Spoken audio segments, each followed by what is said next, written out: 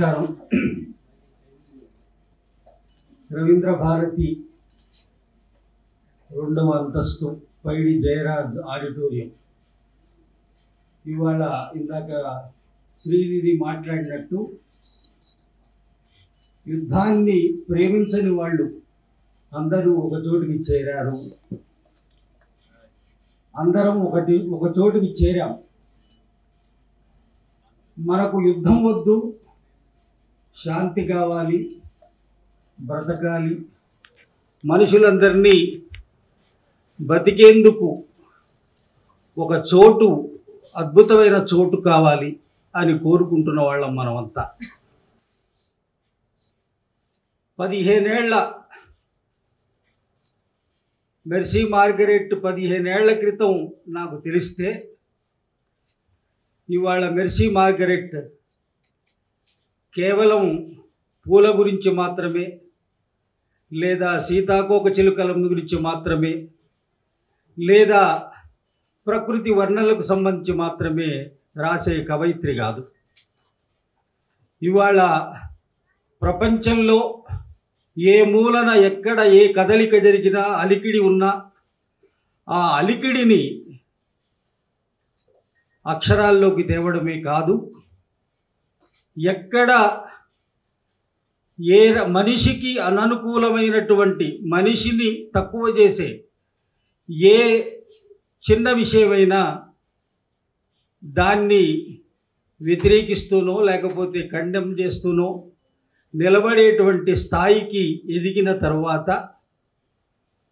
ఆ ఎదిగినత్వం, ఆ ఎరుకతో ఇవాళ కవయిత్రిగా మన ముందున్నది.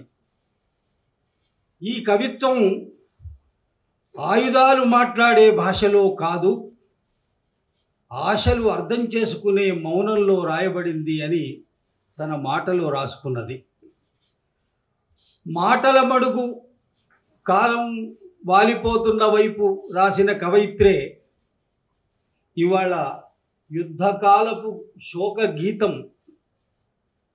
యుద్ధకాలం ఇవాళ ప్రత్యేకంగా యుద్ధాలు ఏం చేశాయో, గాదాలో పసికందులు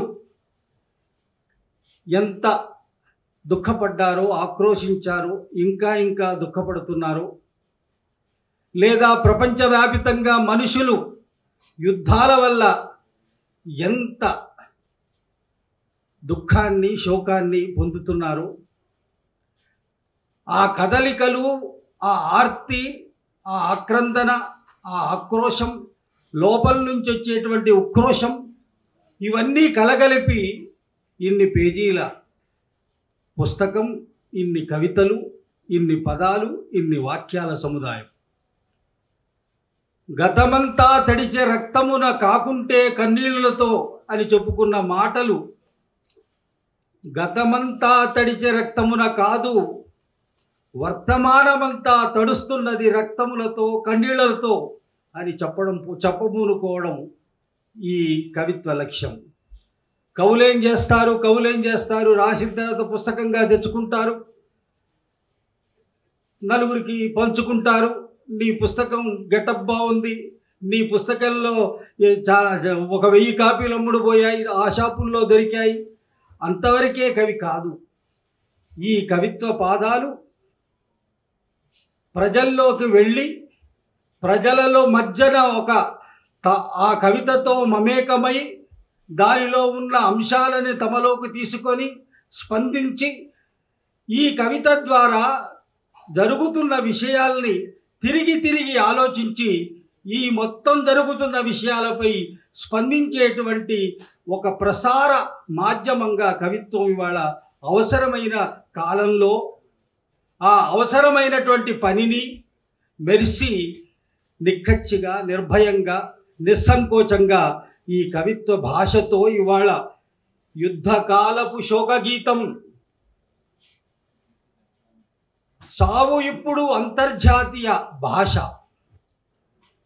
చావు కేవలం వ్యక్తిగతంగా జరిగేటువంటి ఒక చర్య కాదు, అది అంతర్జాతీయ భాషగా మారిపోయింది. జీవితం మాత్రం అనువాద అర్థాలు కోల్పోయింది.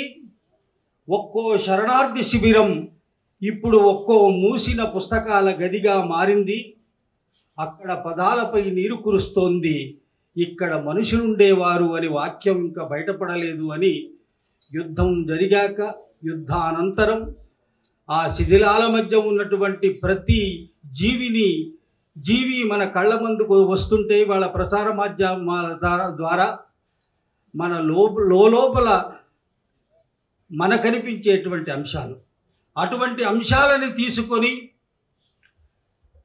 మెర్సీ మార్గరెట్ దీంట్లో ఎంత పరిణతి అంటే, నేను ఏకబిగిన చదువుకుంటూ పోయాను. ఏకబిగిన చదువుకుంటూ పోతూ ఉంటే మామూలుగా పొద్దుపూట బీపీ టాబ్లెట్ వేసుకుంటాను, నాకు అలవాటు. ఆ బీపీ టాబ్లెట్ వేసుకుంటే ఆ రోజు బ్రహ్మాండంగా బీపీ బాగుంది, షివరింగ్ రావడం లేదు అనుకుంటాను. ఈ కవిత చదువుతుంటే షివరింగ్ పెరిగిపోయింది. ఈ కవిత చదువుతుంటే నా లోపల యుద్ధాలే జరుగుతున్నంత, నా లోపల కన్నీళ్ళ కట్టలు తెగి నాకు తెలియకుండానే నా కనుకొనకల నుంచి కన్నీటి చిప్పిల్లినటువంటి ఒక అనుభవం. మనం ఎక్కడున్నాం, మనం ఏ స్థితిలో ఉన్నాం, మన మధ్యన మన పక్కన మనకు దూరంగా ఎంత విధ్వంసం, ఎంత అకృత్యాలు, ఎన్ని దారుణమైనటువంటి విషయాలు జరుగుతున్నాయి. అది యథాతథంగా తీసుకొచ్చి ఈ కవితలో పెట్టిన తర్వాత ఒక పాఠకుడిగా నాకు వచ్చిన స్పందన. ఈ పుస్తకం ఇవాళ పైడి జయరాజ్ ఆడిటోరియంలో ఆవిష్కరించుకుంటున్న ఈ పుస్తకం కొన్ని లక్షల కాపీలు జనంలోకి వెళితే నాకొచ్చిన స్పందనే వాళ్ళకు కూడా కలిగితే ఒక్క పిడికిలి బిగుసుకోదా? మనమంతా ఒకటవమా? ఈ యుద్ధాలు వద్దు, ప్రతి ఒక్కరూ బతకాలి. ఆ పిల్లలు ఏం చేశారు, ఆ పెద్దలు ఏం చేశారు, వాళ్ళు బతకడానికి లేనటువంటి ఒక భూమిని మీరు ఎందుకు కల్పిస్తున్నారు అనేటువంటి ఒక మాట రాదా? ఆ మాట వచ్చిన కాలం, ఆ మాట వచ్చే కాలం మనకు కావాలి. ఇప్పుడు యుద్ధాలు లేని కాలం కావాలి. ఇప్పుడు మనుషులందరము మేం బతుకుతాం, మేమందరము బతికేటువంటి హక్కును ఉన్నవాళ్ళం అని చెప్పేటువంటి ఒక స్థితి రావాలి. ఆ స్థితి కోసం ఇవాళ మెర్సీ మార్గరెట్ మనందరి తరఫున ఒక గొంతుతో ఈ శోకగీతాన్ని ఆలపిస్తుంది. ఇది అనేక శోకగీతాల సమ్మేళనంలాగా ప్రపంచమే మనం బోల్డెన్ టీవీలో చూస్తున్నాం. అక్కడ దేశాలు మనం అనుకుంటున్నటువంటి అన్ని అగ్రరాజ్యాల్లోనూ దీనికి కండెమ్ చేస్తూ లక్షల సంఖ్యలో జనం గుమిగూడుతున్నారు ఈ శోకగీతాన్ని ఆపమని. ఇవాళ ఆ శోకగీతానికి సంబంధించిన మొత్తం కదలికలని ఈ కవితలో తీసుకొచ్చిన మెర్సీ మార్గరెట్ని శాంతిదూత అందామా లేదా అంబాసిడర్ అందామా? ఈ వాయిస్ని మన నుంచి ప్రపంచం దాకా చెప్పడానికి మనమందరము కలిసి ఈ సభ ద్వారా పలుకుతున్నామని చెప్పడానికి ఈ పుస్తకం ఒక ఆవిష్కరణ సందర్భం. ఈ ఆవిష్కరణ సందర్భంలో పుస్తకాన్ని ఆవిష్కరించుకుందాం. ఈ సభ చూస్తే 7:30కు మొదలైంది. గంభీరమైన పాటలు విన్నాం. వెనక చూస్తే గంభీరమైన ఉపన్యాసకర్తలు ఉన్నారు. ఒక్కొక్కరు అన్నట్టుగా ఉన్నటువంటి వాళ్ళు. సమయాన్ని నేను ఇవాళ ఈ మైకుతో ఇట్లా అని సైగలు చేయడం ఏమీ ఉండదు. మనం అందరము 9 గంటలకల్లా వెళ్తాం కాబట్టి 9 వరకు సభ జరుపుకునేటువంటి అవకాశం ఉన్నది. కాబట్టి నేను ఇకపై అక్కడ ఒకరి తర్వాత ఒకరిని పిలిచే కార్యక్రమం మాత్రమే చేస్తాను. ఇప్పుడు పుస్తకాన్ని ఆవిష్కరించుకుందాం. ఆవిష్కర్త మా అన్నయ్య, మా అందరికీ పెద్దన్న సతీష్ చందర్ గారిని పుస్తకం ఆవిష్కరించి ఆ తర్వాత మాట్లాడమని కోరుతాను.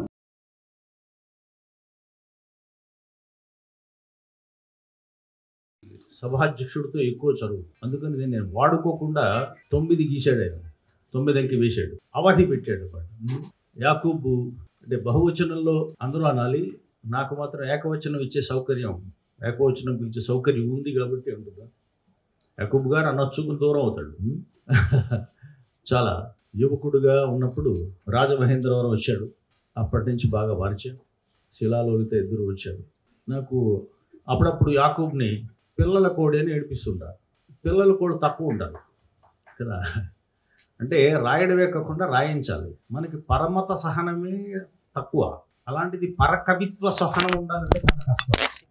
అంటే మన కవిత్వమే కాకుండా ఇతరుల కవిత్వం కూడా వినిపెట్టాలంటే కొంచెం కష్టం కదా. అలాంటిది వాళ్ళ చేత రాయించడం, తను వినడం, మళ్ళీ వాటి మీద వ్యాఖ్యానింపచేయడం, వాళ్ళని వృద్ధి చేయడం, ఇదంతా ఇంత పెద్ద పని పెట్టుకున్నాడు. అదే కవి సంగమం అయ్యింది. మధ్యలో అప్పుడప్పుడు పలకరిస్తుంటాడు నన్ను. కవి సంగమం ఏదో సంకలనం వేసి దానికి ఏదో ముందు మాట రాయమన్నాడు. అంటే ఆరోగ్యంకి అన్నీ వాడుతుంటారు, సో మన పైపొచ్చు ఆర్గానిక్ ఫుడ్ వాడుతుంటారు అని నేనేం చేశానంటే ఒక ప్రిస్క్రిప్షన్ రాస్తాను.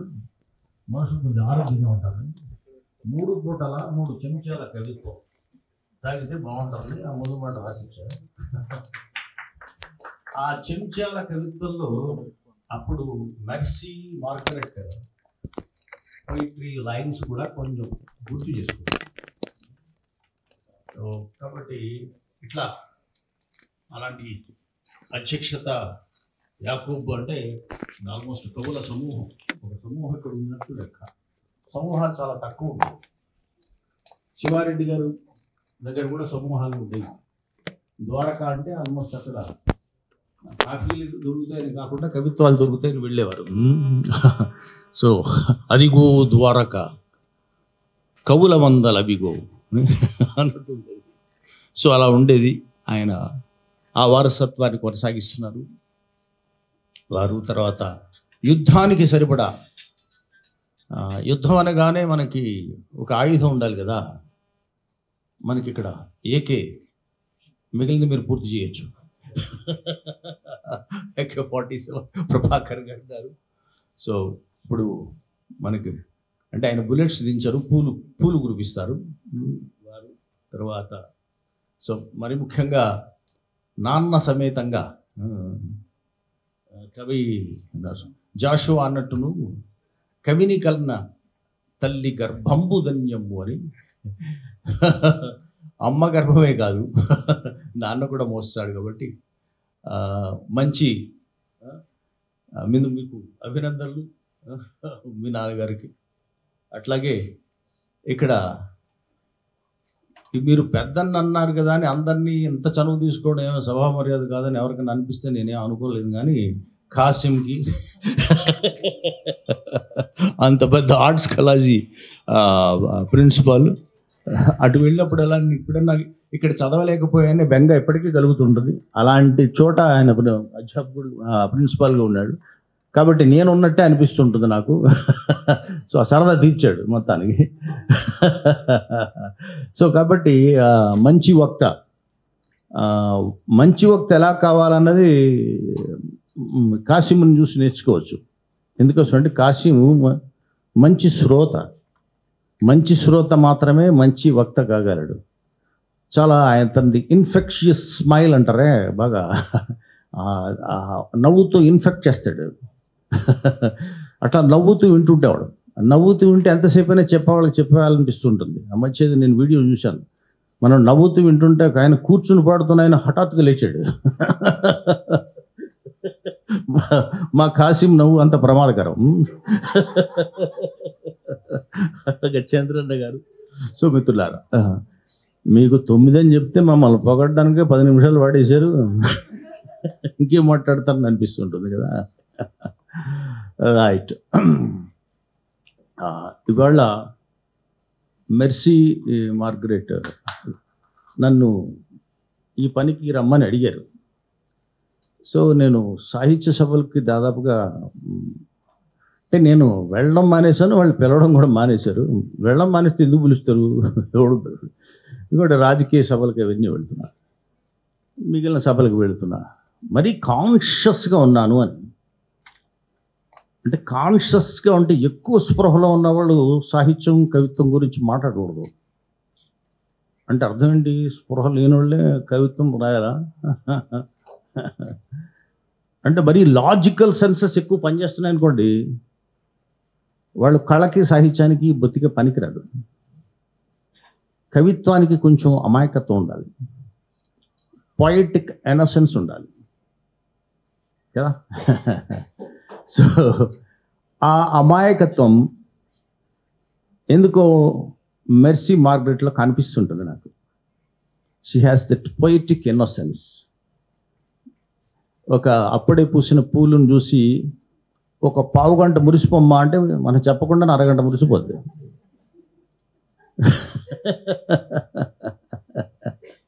కదా. కవికి ఇన్నోసెన్స్ ఉండాలి, లేకపోతే ఎలాగా? మరీ ఎక్కువ లాజికల్ సెన్సెస్, దీనివల్ల లాభ నష్టాలు అన్నీ బేరీజ్ వేసాడు ఇంకోటి, కవి అవడాడు, వేరే అయిపోతాడు కదా. సో రైలు ఆగి ఉంటుంది ఊరికే. ఇన్నోసెన్స్ అంటే గుర్తొచ్చి చెబుతున్నా. రైల్వే స్టేషన్లు పెద్ద పెద్ద స్టేషన్ల కన్నా చిన్న స్టేషన్లు చాలా బాగుంటాయి. చెట్లు కదమ్మా, చిన్న రైల్వే స్టేషన్ చాలా బాగుండవు కదా. భువనగిరి ఉంది, చాలా బాగుంటుంది. పక్కన చెట్లు ఉంటాయి, మధ్యలో ఆకులు రాలి ఉంటాయి, స్పేషియస్గా ఉంటుంది. ఆ పక్కన ఎవరన్నా చాయ్ పెట్టాడు అనుకో, సరిగా అక్కడ నిలబడి ఛాయ్ తాగుతూ ఉంటే ప్లాట్ఫామ్ మీద, పల్లెటూరు ప్లాట్ఫామ్ మీద, చిన్న ప్లాట్ఫామ్ మీద ఆ సౌకర్యమే వేరు ఉంటుంది. మీరు ఎప్పుడు తాగారలేదు తెలియదు. సో అప్పుడు ట్రైన్ ఆగి ఉంది కొద్దిసేపు, ఏదో పక్కనే జంక్షన్ అని ఆపి ఉంటుంది. మనం ఆ చెట్టు, ఈ ఛాయ్, అల్లం ఛాయ్ అద్భుతంగా అనిపిస్తుంది. మధ్యలో గాలి బ్యూటిఫుల్గా ఉంది. ఇలా గంట కొట్టేస్తారు, సిగ్నల్ ఇచ్చేస్తారు, రైలు కదులుతుంటుంది. మన సామాన్ అంతా అందులోనే ఉంది, బ్యాగ్ ఇవన్నీ. కానీ టీ తాగుతుంటాం. ఈ సుఖం ముందు రైలు మిస్ అయితే ఏముంది? సామాను పోతే పోనే, ఈ సుఖం మళ్ళీ వస్తుందా? అలా ఉండిపోగలిగాడు అనుకో, ఆడు గ్యారంటీగా కవి.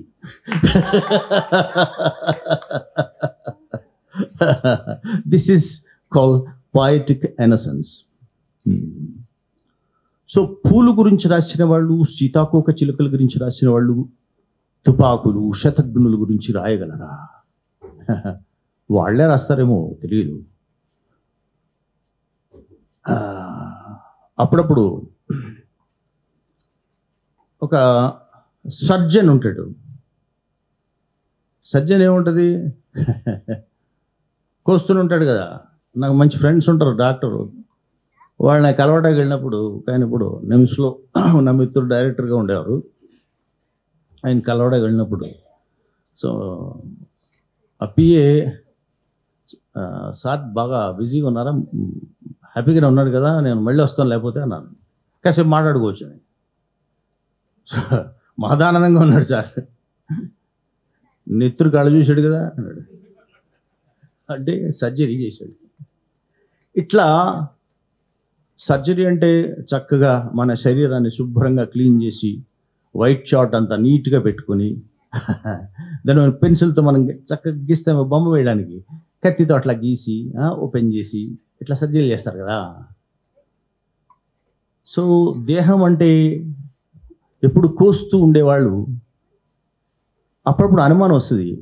ఇంటికి వెళ్ళాక పసిపిల్లలని ఎత్తుకునేటప్పుడు వాళ్ళ శరీరాన్ని అంతే మృదువుగా స్పృశించగలరా?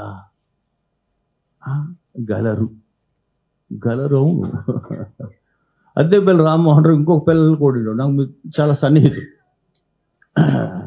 శ్రీశ్రీ మీద తొలి విమర్శ చేసిన ఆయన ఒక పుస్తకం వేస్తే దాన్ని నేను మాట్లాడాల్సి వచ్చింది. మాట్లాడుతూ ఆయన మీద ఒక సందేహం ఉండేది. విమర్శకులు కవిత్వం రాస్తే ఎలా ఉంటుంది? సర్జన్ పసిపిల్లలు నెమ్మినట్టు ఉంటుందేమో. లేదు, వేరు. వాళ్ళు మాత్రమే చక్కగా నిమరగలరు, ఆప్యాయంగా నిమరగలరు. పూలు, తుపాకులు వ్యతిరేక పదాలు కావు. రైట్. అసలు యుద్ధము, శాంతి వ్యతిరేకమా? వ్యతిరేక పదాలా? వార్ అండ్ పీస్ చదివాం మనం, వ్యతిరేక పదాలా? కవులకు పెన్ నేమ్స్ ఉంటాయి. మా యాకూబ్ లగన్ రాస్తున్నారు, కాసింలాగా రాస్తున్నాడు, నేను నా సతీష్ చంద్రలాగా రాస్తాను. పెన్ నేమ్స్ మాకు వేరే ఉంటాయి, నాకు కూడా కొన్ని పెన్ నేమ్స్ అంటే తెలియకుండా ఉండేది పెట్టుకునేవాడిని, అది వేరే. ఇప్పుడు ప్రస్తుతం అది. ఇప్పుడు దిగంబర గౌలు ఉన్నారు కూడా, అందరూ పెన్ నేమ్స్తోనే రాశారు ఎక్కువ భాగం కదా. పృషికేశవరావు ఉంటే నగ్నమణి గారు కోపం తెచ్చుకోకండి, లేరేమో. ఆయన పెన్ నేమ్ నగ్నమణి కదా. బద్దం భాస్కర్ రెడ్డి, చెరబండ రాసు. ఈ పెన్ నేమ్స్, కవిత్వానికి పెన్ నేమ్స్ ఎట్లా అవసరమో యుద్ధాలకు గన్ నేమ్స్ అవసరం. యుద్ధం యుద్ధ రూపంలో ఎప్పుడూ ఉండదు. మన దేశంలో ఫర్ ఎగ్జాంపుల్, మన దేశంలో యుద్ధం పేరు దేశభక్తి, అవును కదా? అనుమానమా? లేదా తెలుగు సినిమాలు చూడండి, చూస్తే అక్కడ బోర్డర్లో ఏముంటుందిరా? బోర్డర్ దేశభక్తి ఉంటుంది. ఈ మొత్తం దేశాన్ని నేనే కాపలా కాస్తున్నట్టు. ఏం చేస్తావు? అక్కడ ఎవరిని వస్తే కాల్చి పారేస్తా. వాడు సైనికుడే ఆ దేశానికి, నువ్వు సైనికుడివే ఈ దేశానికి. ఓ గీతకి ఇస్తే శత్రువు అయిపోతారా మీరు కదా. ఒకడు కాకి యూనిఫామ్ వేసుకుంటాడు, ఒకడు ఆలివ్ గ్రీన్ యూనిఫామ్ వేసుకుంటాడు, ఇద్దరు ట్రైబ్సే కానీ శత్రువులు యుద్ధం చేస్తారు కదా. యుద్ధానికి మారుపేర్లు ఉంటాయి, దేశభక్తి ఒక మారుపేరు. అసలు యుద్ధానికి శాంతి కూడా మారుపేరే. తమిళనాడులు, శ్రీలంకలు, సింహళీయులు తమిళలను తక్కువ చేసి చూస్తూ కదా. నాకు ఎప్పటికీ సందేహం, ఇతర దేశాల్లో ఉండేవాళ్ళని, అక్కడ ఉండే భారతీయులు, బంగ్లాదేశ్లో భారతీయులు, పాకిస్తాన్లో భారతీయులు, అమెరికాలో భారతీయులు అంటారు. కానీ అదేమిటో శ్రీలంకలో ఉన్న వాళ్ళని మనం భారతీయులు అనుకుంటా తమిళులు అంటుంటాం. దేశభక్తి ఎక్కువైపోతే ఇలాంటివి ఉంటాయి.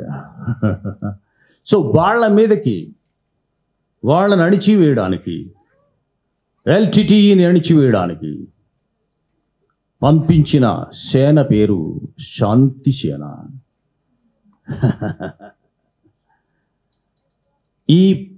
This is gone name, not pen name please. ఇప్పుడు ప్రపంచానికి ప్రభువు ఎవరుంటారు? అమెరికా. సో అరే చంపి పారేస్తాను, నాకు శాంతి బహుమానం ఇవ్వకపోతే.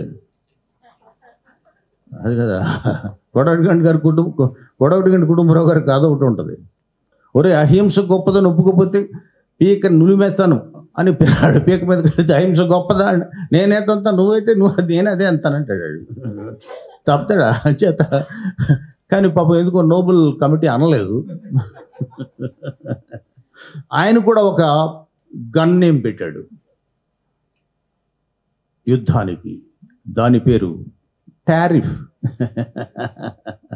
ఇప్పుడు యుద్ధం టారిఫ్ అయి, యుద్ధం పేరు టారిఫ్ కదా.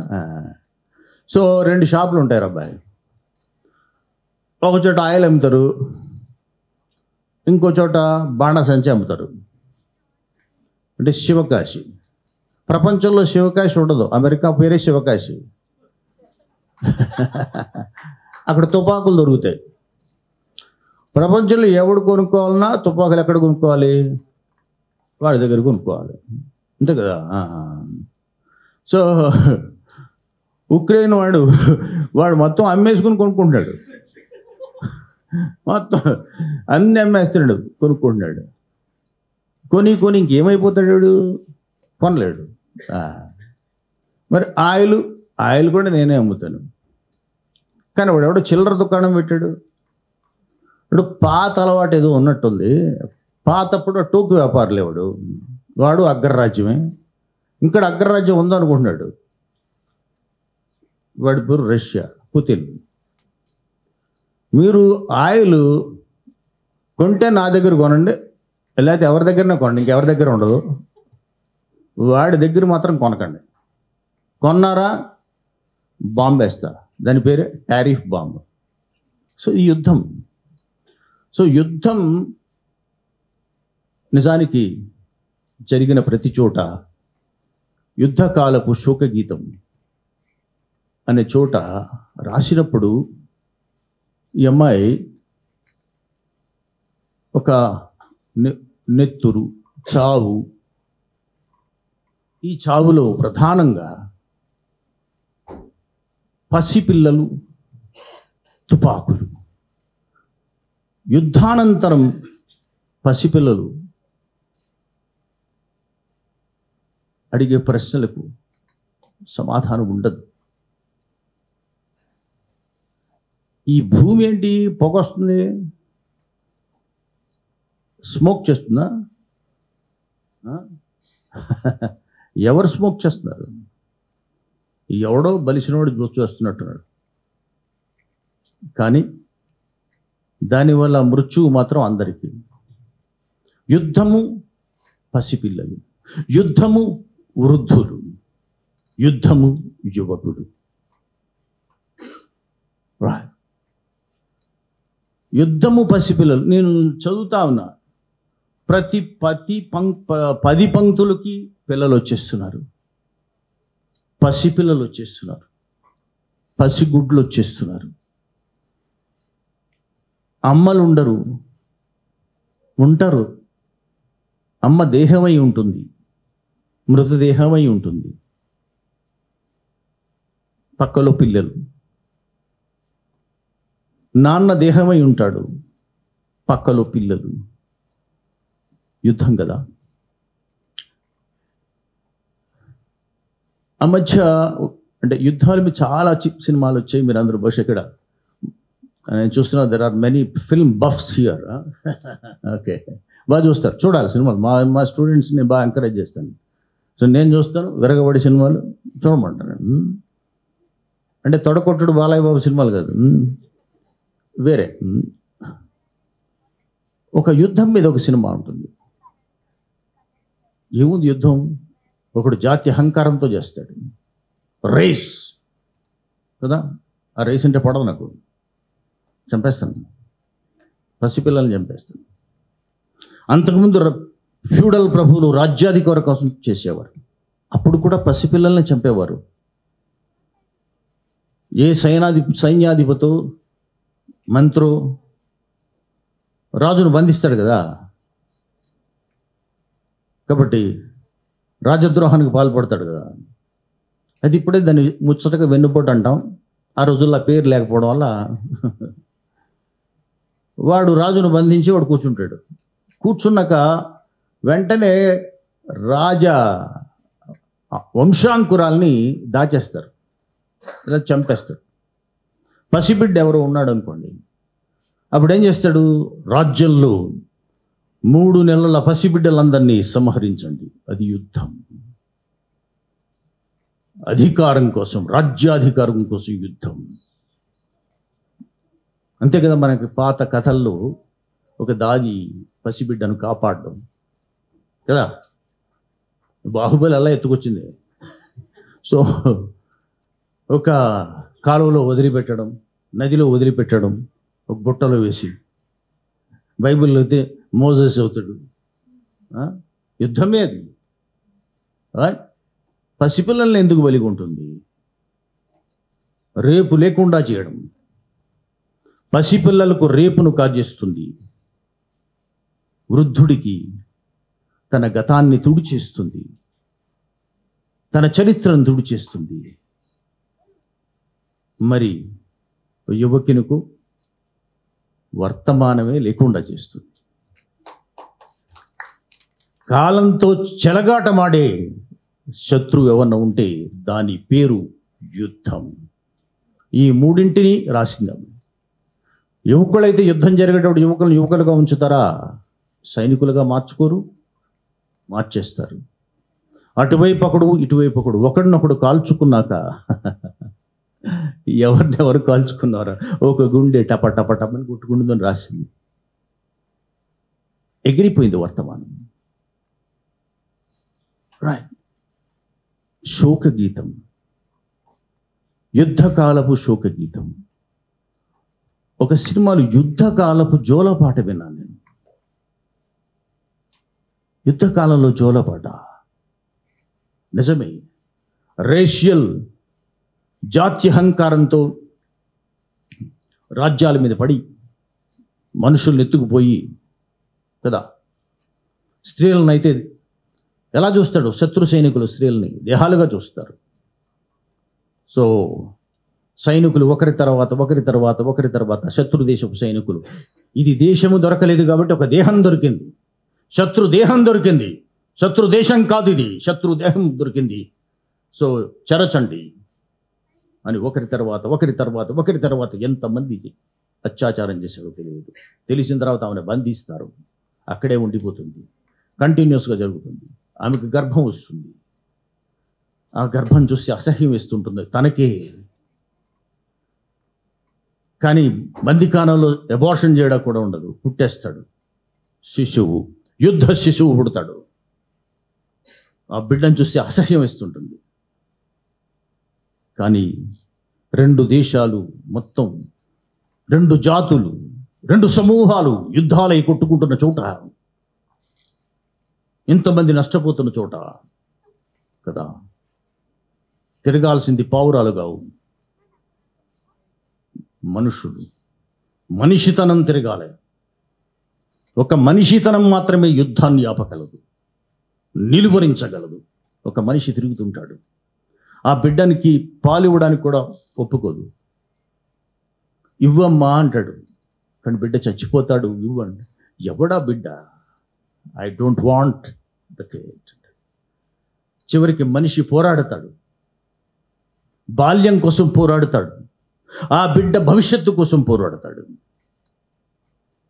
తల్లిని కన్విన్స్ చేస్తాడు, నీ ఎవడన్నా తీసేయమ్మా, నీ కడుపున పుట్టిన బిడ్డ తల్లి, వీడికి ఏం తెలుసు, మనం వీడికి ఏమి ఇందాక వాడు చెప్పినట్టు బూడిదనిస్తున్నాం వీడికి, రేపు ఏమి ఇవ్వలేకపోతున్నాం, కనీసం పాలుగు తల్లి వాడికి దగ్గరకు తీసుకుని పాలిచ్చి అప్పుడు ఒక జోలపాట పాడుతుంది, నిద్రపోతుంటాడు. అలా దగ్గరైన కొద్ది క్షణాల్లోనే సీన్ కట్ చేస్తే అన్నారు కదా, బాగుండదు, చెకాకైన మాట, నాకు ఇష్టం ఉండదు. తర్వాత ఈ మనిషి వాళ్ళని దాస్తుంటాడు వేరే చోట, వేరే గ్రామాల్లో. మా గ్రామంలో కూడా వచ్చేస్తారు శత్రు సైనికులు ట్రక్ వేసుకుని. సో ఒక 10 మందిని పట్టుకుని, 20 మందినో 30 మందినో పట్టుకుని ట్రక్లో తీసుకుని ఒక నది దగ్గరికి వెళ్తాడు. సరిగ్గా అందులో ఆ అమ్మాయి కూడా ఉంటే మనిషి వచ్చి బిడ్డని హత్తుకుంటాడు. కనీసం వీడినన్నా కాపాడుకుంటాను, మిమ్మల్ని ఎవరిని కాపాడుకోలేని వాడే మనిషి. వెనకాల పరిగెత్తుకుంటూ వస్తాడు. ఒక చోట ఆగిన తర్వాత ఒక కెప్టెన్, వాడికి ఉండేటువంటి వాడు మేజర్, వాడు యుద్ధంలో ఉంటాడు కదా, గడ్డం తీసుకుని చాలా కాలం అయి ఉంటుంది వాడికి. అటు రాజర్ అది తీసుకుని, ఒరే before I finish off my shaving finish them అంటాడు. ఒక్కొక్కడిని తీసుకెళ్ళి నెత్తి మీద కొట్టి నదిలో చంపేస్తుంటారు. యుద్ధాన్న చనువు విషమించింది అనుకున్నాడు. ముగిస్తా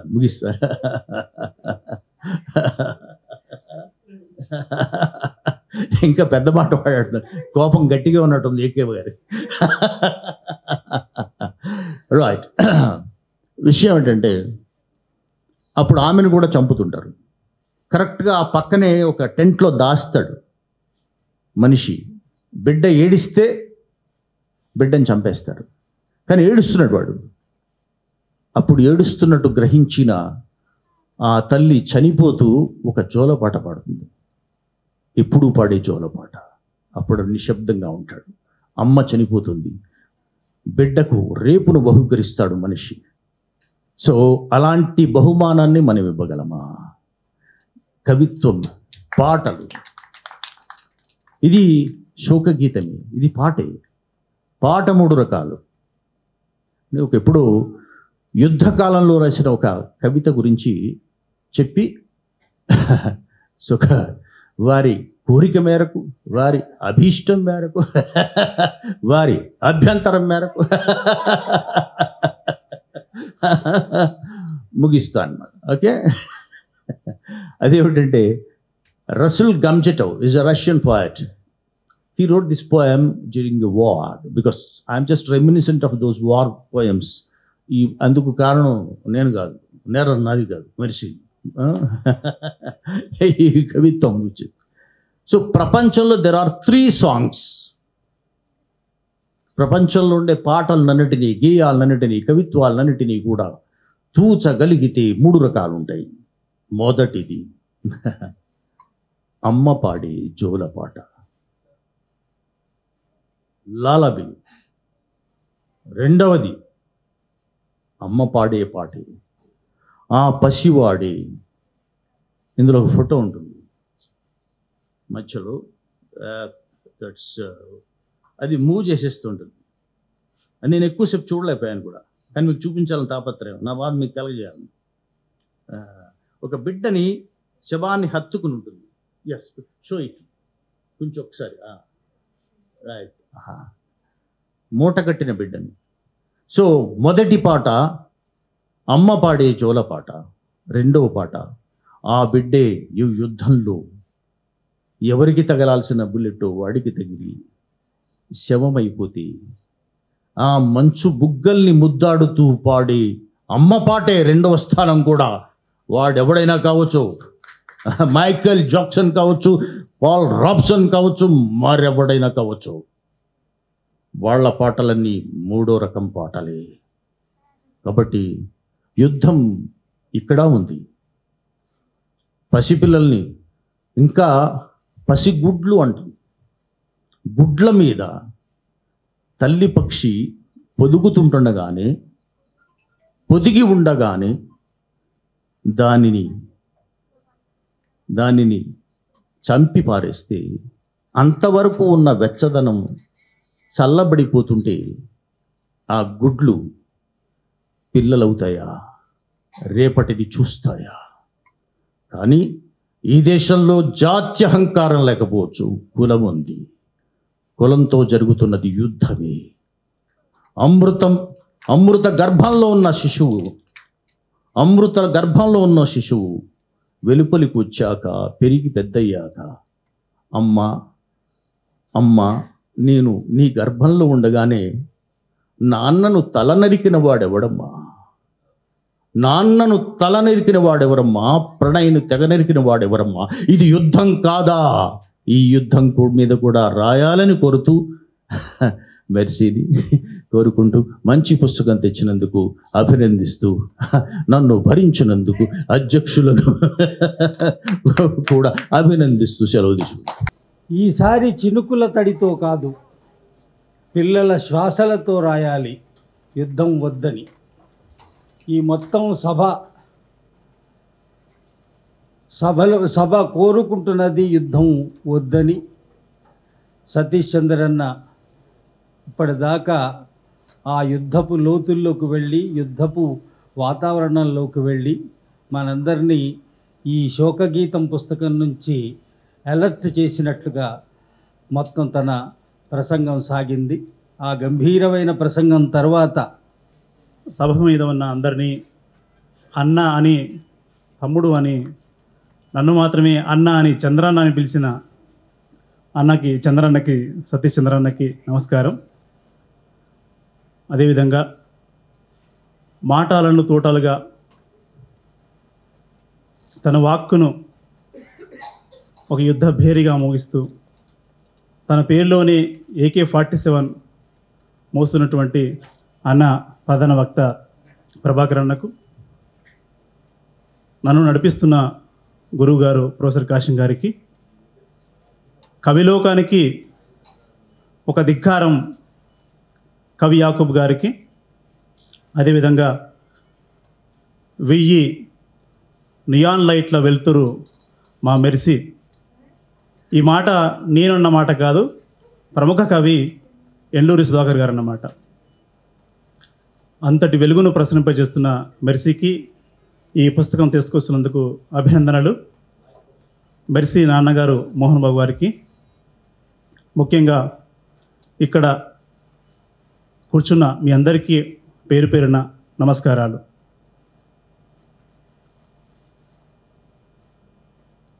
ఈ కావ్యం ఒక దీర్ఘకావ్యం మాత్రమే కాదు, ఇది ఒక దృశ్య కావ్యం. యుద్ధ బీభత్సాన్ని కళ్ళకు కట్టి చూపించే ఒక దృశ్య కావ్యం. ఈ పుస్తకం ఈ పుస్తకం తిరిగేస్తున్నప్పుడు మనందరికీ దృశ్యాలుగా యుద్ధ బీభత్సం కనిపిస్తూ ఉంటుంది. సతీష్ చంద్రన్ చెప్పినట్టు పిల్లల మీద, తల్లుల మీద, పిల్లలను పోగొట్టుకున్న కుటుంబాల మీద, ఆ విధ్వంసం మీద, ఖాళీ బూడిదైన ఆ బూడిదను తోసుల్లోకి ఎత్తుకుంటున్న ఆర్తనాదాల మీద ఈ కవిత్వం ఉంది. యుద్ధ సందర్భంలో కవులైన వాళ్ళు ఏం చేస్తారు? ఒక శోక గీతాన్ని ఆలపిస్తారు. ఈ శోకం వ్యక్తిగత శోకం కాదు, ఇది ఒక సామూహిక శోకం. నిజానికి మెర్సీ మార్గరెట్ గురించి ఇవి ఆత్మీయ పలుకులే. ఆత్మీయ పలుకులు అంటే చివరికి ఉంటుంది కదా అని అనుకున్నాను. నన్ను ఎందుకో ముందే అధ్యక్షులు వారు తోసేశారు. ఆత్మీయ పలుకులు చాలా పరిమితంతో కూడుకుని ఉంటాయని పెద్దలు చెప్తే విన్నాను. కానీ మెర్సీలో చాలామందికి లేని గుణాలు ఉన్నాయి. ఆమె సడన్గా మాయమైపోతారు, ఎక్కడికో వెళ్తారు. ఫేస్బుక్ మాత్రమే, ఇన్స్టాగ్రామ్ మాత్రమే ఆమె ఎక్కడుందో తెలుసుకోవడానికి ఒక సాధనం. సోలో ట్రావెల్ అంటారు, ఒక్కరే వెళ్తారు, 10 మందిని కలుస్తారు, 10 మంది స్నేహితులను వెంట పెట్టుకొని వస్తారు. అది మెర్సీ మార్గరెట్. తను ఒక్కదాన్నే వెళ్దాం అనుకుంటుంది, కానీ ఒక్కది ఉండలేదు మెర్సీ. తనకు సమూహం కావాలి. తన నవ్వుల్ని, తన మాటల్ని పంచుకోవడానికి హృదయాల కోసం వెతుకునే మెర్సీ ఈ కవిత్వం కాకపోతే ఏ కవిత్వం రాస్తుంది? మెర్సీని ఒక ప్రత్యేకంగా చూడాలి. నిజానికి సోషల్ మీడియా తరం వృద్ధి చెందిన తర్వాత, ముఖ్యంగా ఇన్స్టా రీల్స్ లాంటి ఒక తరం, దాన్ని చూసే తరం ముందుకు వచ్చిన తర్వాత మెర్సీ కవిత్వాన్ని ఆలంబనగా తీసుకున్నటువంటి చాలామంది యువ కవులు ఈరోజు కవిత్వం రాస్తున్నారు. ఇంతకుముందు నేను విన్నాను, అక్కడ మిమ్మల్ని నేను కలుస్తాను అనుకోలేదు మేడం అని ఒక అబ్బాయి, చిన్న అబ్బాయి వచ్చాడు. ఆ అబ్బాయి ఎవరో కాదు, ఇన్స్టా అబ్బాయి. తప్పకుండా ఇన్స్టా అబ్బాయి ఉంటుంది. ఆమెకు పెద్ద ఇన్స్టా ఫ్యామిలీ ఉంది, ఒక పెద్ద ఫేస్బుక్ ఫ్యామిలీ ఉంది, ఆమెకు ఒక పెద్ద సోషల్ మీడియా నెట్వర్క్ ఉంది. ఆమె పక్కన, ఆ పేరు పక్కన బ్లూటిక్ ఉంటుంది. ఆ బ్లూటిక్ ఎంత నిజానికి తెలుగు కవిత్వాన్ని లేదా తెలుగు సాహిత్యాన్ని సృజిస్తున్న వాళ్ళంతా కూడా తెలుగు కవిత్వాన్ని ఒక ప్రత్యేక అంశంగా తీసుకొని వచ్చిన వాళ్ళు కాదు. తెలుగు కవిత్వం కాకుండా ఇతర శాస్త్రాలను అధ్యయనం చేసిన వాళ్ళు మాత్రమే ఎక్కువగా సృజన సాహిత్య రంగంలో ఉన్నారు. మెర్సీ మేనేజ్మెంట్ నుంచి వచ్చింది. ఆ మేనేజ్మెంట్ స్కిల్స్ అన్నీ అమ్మాయికి బాగా తెలుసు. చాలామంది మేనేజ్మెంట్ స్కిల్స్ని సాహిత్యంలో ఉన్న వాళ్ళు డబ్బుగా మార్చుకుంటూ ఉంటారు. కానీ మెర్సీ తన కవిత్వాన్ని ప్రచారం చేసుకోవడానికి మాత్రమే వాడుకుంటుంది. ఇప్పుడు మనం అందరం ఇక్కడ కూర్చున్నాం కదా, ఆమె నవ్వుల్ని, ఆమె మాటల్ని, ఆమె ఆహ్వాన పలుకుల్ని మనందరం ఫేస్బుక్లో విని వచ్చిన వాళ్ళం చాలామంది ఇక్కడ. అట్లాంటి ఒక మేనేజ్మెంట్ స్కిల్స్ కలిగిన ఒక పోయెట్ కవిత్వ రంగంలోకి వస్తే ఎట్లా ఉంటుంది అని చెప్పడం కోసం ఈ సభ ప్రత్యక్ష ఉదాహరణగా నాకు అనిపిస్తూ ఉంది.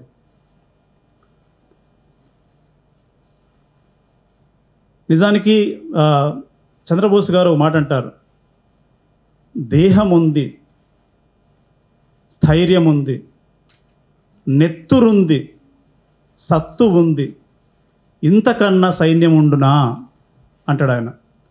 అటువంటి నెత్తురు కలిగినటువంటి మెర్సీ మార్గరెట్కు ఇంత పెద్ద సైన్యం వచ్చి, ఇంత పెద్ద మొత్తంలో మీరు అందరూ వచ్చి ఆ శోక గీతం ఆలాపనలో మన కోరస్ను కలపడానికి వచ్చిన మీ అందరికీ ప్రత్యేక ధన్యవాదాలు. నాకు ఆత్మీయ పలుకులు పలకడానికి అవకాశం ఇచ్చిన మెర్సీకి ప్రత్యేక కృతజ్ఞతలు, అభినందనలు. ఇక ఇంతకు మించి ఎక్కువ మాట్లాడకూడదు, ఎందుకంటే ప్రధాన వక్త ఉన్నారు, పైగా విశిష్ట అతిథి అందరూ ఉన్నారు కాబట్టి థ్యాంక్ యూ సో మచ్. ఈ సభకి అధ్యక్షత వహిస్తూ నిర్వహిస్తున్న కవులకి ఆలంబన యాకోబన్న, పుస్తకాన్ని ఆవిష్కరించిన మా గురువు, అంటే నాకు జర్నలిజం పాఠాలు నేర్పించిన మా గురువు, నాకు ఇష్టమైన కవి సతీష్ చంద్ర గారు, ఈ పుస్తకం మీద మాట్లాడడానికి వచ్చిన ఏకే ప్రభాకర్ అన్న, ఇప్పటి వరకు మీ ముందు మాట్లాడిన నా మిత్రుడు చంద్రయ్య, ఈ పుస్తక రచయిత్రి మెర్సీ, వారి నాన్నగారు, వేదిక ముందు ఉన్న పెద్దలు, మిత్రులు, మీ అందరికీ వందనాలు. యుద్ధం జరుగుతూ ఉంటే ఆ యుద్ధానికి వ్యతిరేకంగా హైదరాబాద్ నగరంలో చిన్న చిన్న నగరాల్లో, గ్రామాల్లో యుద్ధ వ్యతిరేక సభలు జరిగేవి. ఈ 30 ఏళ్ల కాలంలో నేను చూసిన రాజకీయ వాతావరణంలో 100 మంది నుంచి మొదలుపెట్టి 1,00,000 మంది వరకు సభలు జరుగుతూ ఉండేవి. నిజాం కాలేజ్ గ్రౌండ్స్లో 50,000 మందితో యుద్ధ వ్యతిరేక సభ జరిగింది. మేమంతా కార్యకర్తలుగా ఆ సభ విజయవంతం కావడానికి పనిచేశాం. అమెరికా వివిధ సందర్భాల్లో ప్రపంచంలో వివిధ దేశాల మీద యుద్ధం చేస్తూ ఉన్నప్పుడు దాన్ని వ్యతిరేకిస్తూ ఎక్కడ యుద్ధం జరిగినా తెలంగాణ నేల మీద, తెలుగు నేల మీద యుద్ధ వ్యతిరేక సభలు జరుగుతూ ఉండేవి. కానీ ఈసారి పాలస్తీనాలో చిన్న చిన్న పిల్లలు భవనాల శకలాల ముందు, ఆ శకలాల కింద పడి నలిగిపోతూ ఉంటే, నెత్తురు ఏరులై పారుతూ ఉంటే, ఎందుకో ఈ తెలుగు నేల మౌనంగా ఉంది. ఈ మౌనాన్ని చూసి బాధ అనిపిస్తూ ఉంటుంది. పొద్దున్నే పేపర్ తీసి చూడగానే ఎక్కడ ఏ తల్లి శవమై ఉంటుందో, ఏ బిడ్డ మాంసం ముద్దలా మారిపోతాడో, ఏ వీరుడు ఒరిగిపోతూ ఉంటాడో, ఏ భార్య తన భర్తను కోల్పోయి ఒంటరిగా నిలుచొని ఉంటుందో, ఇలాంటి వార్తలే పేపర్ల నిండా కనిపిస్తూ ఉన్నాయి.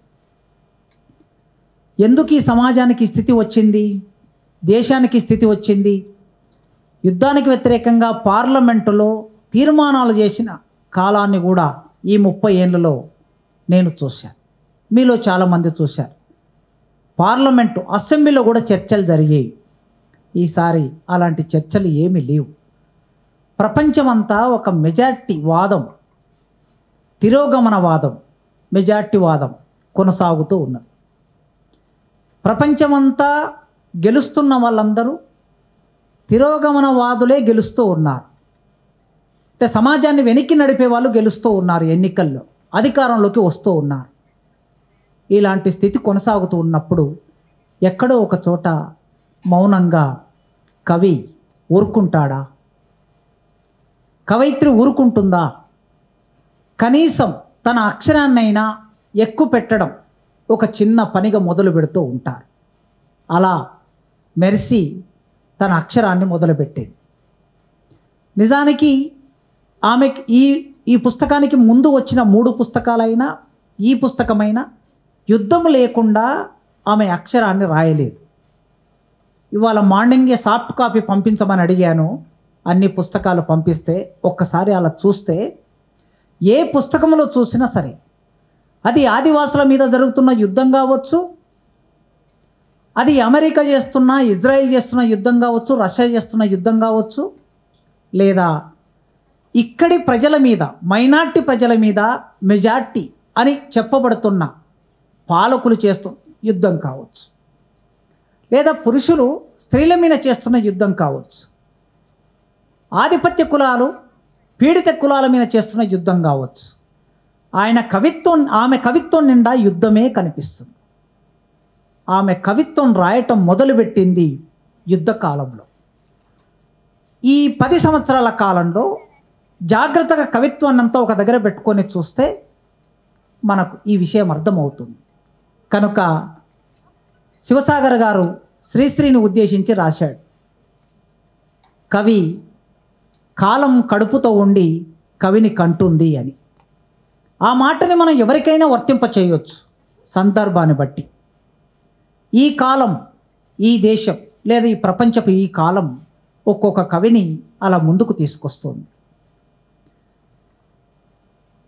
చినవీరభద్రుడు ఒక పుస్తకానికి ముందు మాట రాశాడు. ఆయన ముందు మాటలో చాలా విషయాలు ప్రస్తావించాడు. కవిత్వము, కవిత్వ నిర్మాణము, మెర్సీ ఎదిగినటువంటి ఆ క్రమము, ఆమె రాసే అక్షరానికి ఉండే బరువు, సాంద్రత, ఇట్లాంటి విషయాలన్నిటిని రాశాడు. లక్ష్మీనరసయ్య గారు మరో పుస్తకానికి ముందు మాట రాస్తూ ఆమె కవిత్వాన్ని ఒక స్పష్టంగా తూచే ప్రయత్నం చేశారు. ఏ కవి అయినా కవిత్వం ఎందుకు రాస్తారు? ఏ అవసరం కొద్దీ రాస్తారు. వచన కవిత్వం రాసి పుస్తకాలు వేసిన ఆమె దీర్ఘ కవిత్వాన్ని చేపట్టింది. ఇది మొదటి దీర్ఘ కవిత. ఒకప్పుడు మనం పురాణ సాహిత్యంలో పెద్ద పెద్ద కావ్యాలు చదువుకునేవాళ్ళం.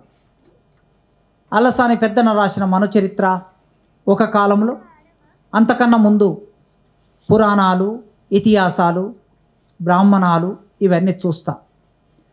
మనకి 18వ శతాబ్దం 19వ శతాబ్దం వచ్చే నాటికి పెద్ద పెద్ద కావ్యాలు తగ్గిపోయి ఖండ కావ్యాలు వచ్చాయి. గుర్రం జాషువా రాసిన గబ్బిలం, ఫిరదౌసి అలాంటి కావ్యాలు చాలామంది రాశారు. అట్లా ఆధునిక ఇంకా ముందుకు వచ్చేసరికి దీర్ఘ కవితలు ఒక రూపంగా వచ్చాయి. దీర్ఘ కవితలు అనగానే మనకు బాగా గుర్తుండే, ఇంతకుముందు నగ్రమూని గారిని గుర్తు చేశారు సార్. నగ్రమూని గారు రాసిన కొయ్యగురం అనే దీర్ఘ కవిత తెలుగు సాహిత్యంలో ఎప్పటికీ అలా ఉంటుంది. ఒక నమూనాగా ఉంటుంది. ఎన్కే రాసిన లాల్ బనవో, గులామి చోడో, బోలో వందే మాతరం అనే ఒక దీర్ఘ కవిత. ఒక్కొక్క సందర్భంలో ఇప్పుడు ఈ సందర్భంలో మెర్సీ రాసినటువంటి యుద్ధకాలపు శోక గీతం. ఇవి తెలుగు సాహిత్యంలో ఒక క్రమంలో వచ్చిన కావ్యాలు. ఈ కాలంలో ఇలా మాట్లాడటము అని అంటే ఆమె చూసిన జీవితం మాత్రమే కాదు, ఆమె నడిపించిన జీవితం మాత్రమే కాదు, ప్రపంచవ్యాప్తంగా మన కళ్ళ ముందు కదలాడుతున్న ఒక కాలాన్ని, సందర్భాన్ని అక్షరాలతో పదును పెట్టి మన ముందు ఉంచుతుంది. జీవితం పట్ల, సమకాలీన అంశాల పట్ల ఒక నిర్దిష్టమైన భావం ఏర్పడడానికి ఒక దృక్పథం ఉండాలి అంటారు. ఈ మధ్యకాలంలో అప్పుడప్పుడు వింటూ ఉంటాను, చాలామంది కవులు కవిత్వం రాస్తూ ఉన్నారు కానీ దృక్పథం లేదు అని. నేను చాలామంది కొత్త కవుల కవిత్వం కూడా చదువుతూ ఉంటాను. పేపర్లో వచ్చిందైనా లేదా పుస్తకాలు ఇచ్చిపోయినప్పుడైనా చదువుతూ ఉంటాను. అంటే మన జంధ్యం పోగులో నుంచి రాస్తేనే దృక్పథం ఉన్నట్లు అనుకునే వాళ్ళు కూడా ఉండొచ్చు. అఫ్కోర్స్ అలా ఉంటే నాకేం అభ్యంతరం లేదు. మన దృక్పథం కలిగి ఉంటేనే దృక్పథం ఉన్నట్లు అని అనుకునే వాళ్ళు కూడా ఉండొచ్చు. కానీ ఇవాల్టి కవులు చాలా స్పష్టంగా, పవర్ఫుల్గా, స్పష్టమైన దృక్పథంతో ప్రజల వైపు తీసుకొని, ప్రజల వైఖరి తీసుకొని కవిత్వం రాస్తున్న కవులు అద్భుతంగా ఉన్నారు. దృక్పథం లేకపోయే సమస్య లేదు. ఏమి దృక్పథం అంటే ఏమిటి? సింపుల్గా చెప్పాలంటే ఎస్టాబ్లిష్మెంట్ వైపు ఉంటావా, ప్రజల వైపు ఉంటావా అనేది గీటు రాయి. ఈ మధ్యన గీత గీస్తే ఇప్పుడు వస్తున్న కవులు ఎవ్వరు కూడా ఎస్టాబ్లిష్మెంట్కు అనుకూలంగా కవిత్వం రాస్తున్నారని నేను అనుకోవటం లేదు. అందరూ ప్రజల వైపు నిలబడి రాస్తున్నారు. తన తల్లి శ్రమ గురించి రాస్తాడు ఒక కవి ఆత్మీయంగా, తన చెల్లి ప్రేమ గురించి రాస్తాడు మరో కవి, తన తల్లి కూలితనం గురించి రాస్తాడు, తండ్రి మరణం గురించి రాస్తాడు, పేదరికం గురించి రాస్తాడు, కూలిపోయిన గుడిసె గురించి రాస్తాడు, లేదా బస్టాండ్లో పల్లీలు అమ్ముకునే ఆ పేద తల్లి గురించి రాస్తాడు. ఇలా రాయటమే దృక్పథం ఉండటం. ప్రజల జీవితాన్ని అక్షరబద్ధం చేయటమే దృక్పథం ఉండటం. అలా ఒక స్పష్టమైన ప్రాపంచిక దృక్పథంతో కవిత్వాన్ని చేపట్టి మనందరినీ అలర్ట్ చేస్తుంది. మీరు చూడండి, సార్ చెప్పాడు కదా, పసిపిల్లల ప్రస్తావన, స్త్రీల ప్రస్తావన ఎంత విరివిగా వచ్చిందో. యుద్ధానికి వ్యతిరేకంగా రాయండి, మాట్లాడండి, రాయండి, మాట్లాడండి అని చివరి మనం ముగింపులోకి, ఆ దీర్ఘకావ్యం ముగింపులోకి వస్తూ ఉన్నప్పుడల్లా మనల్ని హెచ్చరిస్తుంది, మనల్ని అడుగుతుంది, గోముగా గీములాడుతుంది, రాయండి రాయండి అని. అలాంటి దృక్పథంతో ఆమె ఒక సాహిత్య వాతావరణాన్ని సృష్టించుకొని నోటి నిండా మాటలుండేవి. మాటలకు మొలకల వేళ్ళుండేవి. పచ్చగా మొలకెత్తేందుకు అవి సారవంతమైన నేలను వెతికేవి. ఒకప్పుడు నోటి నిండా మాటలుండేవి. ఇప్పుడు మాటనే కరువైపోయిన సందర్భంలో ఈ మాట ఒక అర్థంలో కవిత్వం, ఒక అర్థంలో నిజంగా ఇద్దరు మనుషులు కలిసి మాట్లాడుకునే మాట. మాటలకు మొలకల వేళ్ళుండేవి. పచ్చగా మొలకెత్తేందుకు అవి సారవంతమైన నేలలు వెతికేవి. అవును, ఒకప్పుడు నోటి నిండా మాటలుండేవి. మాటలకు రుచుండేది. మసక కన్నుల్ని వెలిగించే నిప్పు రవ్వలుండేవి. చెమట చుక్కల్ని కౌగులించుకునే చేతులుండేవి. కడుపు నింపే ధాన్యపు గింజలుండేవి. అవును, ఒకప్పుడు నోటి నిండా మాటలుండేవి. ఈ నోటి నిండా మాటలు ఎక్కడ పోయినాయి? ఇక్కడ మనకు మాట అనే శబ్దం వినిపిస్తుంది, కానీ ఒక కవి ఎన్ని భావాలు పలికించిందో చూడండి. ఆ అక్షరాల్లో, ఆ పాదాల్లో కవిత్వం వినిపిస్తుంది, శ్రమ వినిపిస్తుంది, భూమి వినిపిస్తుంది, మొలకెత్తే విత్తనం వినిపిస్తుంది. ఇన్ని భావాలను పలికించగలిగిన ఆ శిల్పం ఆమె కవిత్వంలో ఉన్నది. అభివృద్ధి పేరు మీద ఈ దేశాన్ని వెలిగిపోతుంది. దేశం, ఈ దేశమంతా ప్రపంచంతో పోటీ పడుతుంది. 5వ అభివృద్ధి చెందిన దేశమో 3వ అభివృద్ధి చెందిన దేశమో. మూటగట్టు తాత, మూటగట్టు, మూటగట్టు తాత, మూటగట్టు, నీ కన్నీళ్లను మూటకట్టు. వాడు దేశభక్తుడినని ఓటడుగుతూ నీ ముందుకొచ్చినప్పుడు కసితీరా ముఖం మీద ఉమ్ముదువు గాని మూటగట్టు తాత, నీ కన్నీళ్లను మూటగట్టు. ఈ దేశ పాలకుడికి ఇప్పుడు ఇందులో మార్క్సిజం ఉందా, ఇందులో లెనినిజం ఉందా, ఇందులో మావోయిజం ఉందా, వర్గ పోరాటం ఉందా? ఏది ఉందనుకుంటే అది ఉంది. ఏ భావం పలికించగలను అనుకుంటే ఎస్టాబ్లిష్మెంట్కి వ్యతిరేకంగా ఆ భావం ఉంది. వాళ్ళు అన్నారు, నా పేరుకు మా భాషకు సంబంధం లేదని. ఇది ఇంకో కొస నుంచి సార్ ఇప్పుడు అన్నాడు కదా, ఈ దేశంలో జాతీయ అహంకారం లేదు, ఈ దేశంలో కుల అహంకారం ఉంది. నిన్నటికి నిన్న కరీంనగర్లో ఫేస్బుక్లో మనం అందరం చూసాం, ఎస్సీ ఎస్టీలకి ఇల్లు ఇవ్వబడదు, హిందువులకు మాత్రమే ఇవ్వబడును. ఎక్కడున్నాం మనం? ఈ దేశంలో ఎక్కడున్నాం? ఇల్లు దొరకని దగ్గర ఉన్నాం.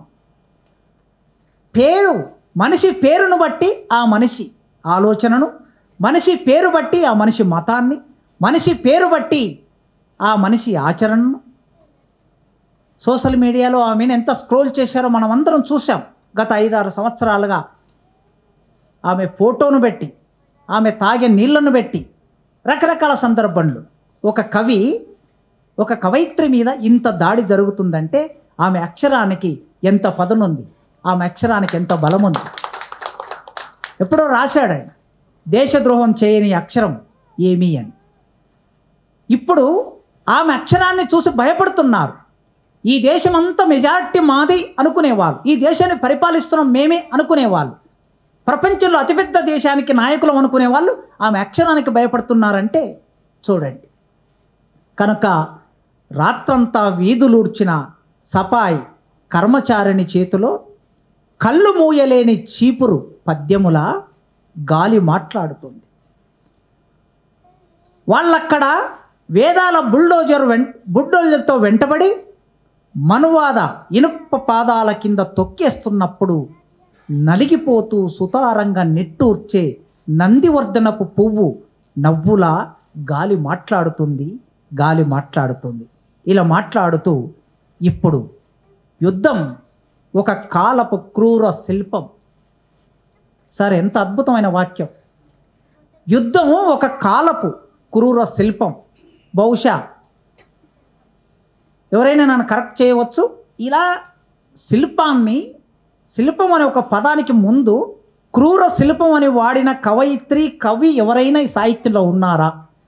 నేను చదువుకున్న మేరకు నాకైతే ఇప్పటివరకు తెలుగు సాహిత్యంలో ఎవరు తట్టలేదండి. అంటే కవి ప్రత్యేకత ఎక్కడ నిలబడుతుంది అంటే ఇలాంటి కొత్త సమాసాలు చేసినప్పుడు, కొత్త డిక్షన్ను తీసుకొచ్చినప్పుడు, కొత్త ఈస్థెటిక్స్ను మనకు పరిచయం చేసినప్పుడు కవి ప్రత్యేకత ఉంటుంది. అందరూ రాస్తారు కవిత్వం, అందరు రాయటంలో ప్రత్యేకత ఏమీ లేదు. యుద్ధం ఒక కాలపు క్రూర శిల్పం. ఈ యుద్ధం మనిషి తన స్వార్థంతో రచించిన సంహార గీతం.